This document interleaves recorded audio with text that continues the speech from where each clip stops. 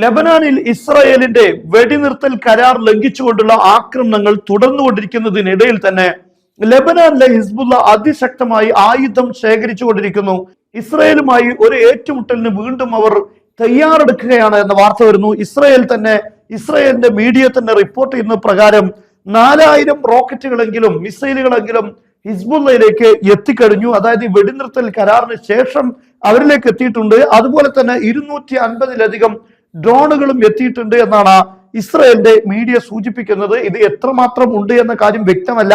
വളരെ പെട്ടെന്ന് തന്നെ ആ യുദ്ധത്തിനിടയിൽ സംഭവിച്ചിട്ടുള്ള വീഴ്ചകൾ അല്ലെങ്കിൽ കുറവുകളെല്ലാം ഇപ്പോൾ അതിവേഗതയിൽ ഹിസ്ബുള്ള പരിഹരിച്ചു കൊണ്ടിരിക്കുന്നു എന്നാണ് പറയപ്പെടുന്നത്. വളരെ കൂടുതൽ സാധ്യത ഇത് സിറിയ വഴി തന്നെയാണ് എത്തുന്നത് എന്നാണ്. റഷ്യ അതിശക്തമായ രൂപത്തിൽ ആയുധങ്ങൾ സിറിയയിലേക്ക് എത്തിച്ചുകൊണ്ടിരിക്കുന്ന വാർത്ത ഈ അടുത്ത് വന്നിരുന്നു.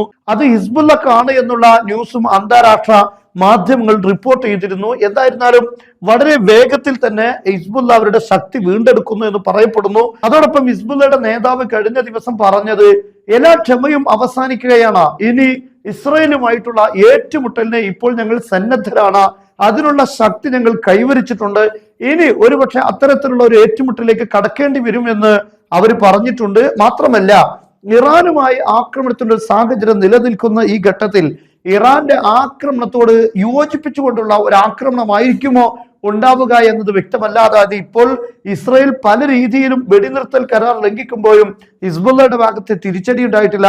എന്നാൽ ഇറാനുമായിട്ടുള്ള ഒരു യുദ്ധം അത് സംഭവിക്കാൻ പോകുന്നത് തന്നെയാണ് എന്ന് ലോകം വിലയിരുത്തുകയാണ്. എന്നാൽ അത്തരത്തിലുള്ള ഒരു യുദ്ധം ഉണ്ടാവുകയാണെങ്കിൽ അതിനോടൊപ്പമായിരിക്കുമോ ഈ ഒരു തിരിച്ചടി ഉണ്ടാവുക?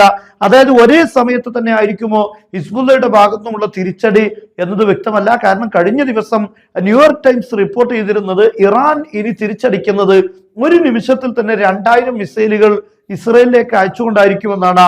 അതെല്ലാം ഇറാനിൽ നിന്നായിരിക്കുമെന്ന് പറയാൻ നമുക്ക് കഴിയില്ല. കാരണം 2000 മിസൈൽ എന്ന് പറയുമ്പോൾ അത് സാധാരണ ഒരു രാഷ്ട്രത്തിന് ചെയ്യാൻ പറ്റുന്നതിൽ അപ്പുറമാണ്. എന്നാൽ അത്തരത്തിലുള്ള ഒരു നീക്കം നടത്തുകയാണെങ്കിൽ അത് ലബനാനിലെ ഹിസ്ബുള്ളയെയും അതുപോലെ ഇത്തരത്തിലുള്ള പ്രോക്സികളെല്ലാം ചേർത്തുകൊണ്ടായിരിക്കണമെന്നാണ് നമുക്ക് മനസ്സിലാക്കാൻ സാധിക്കുക.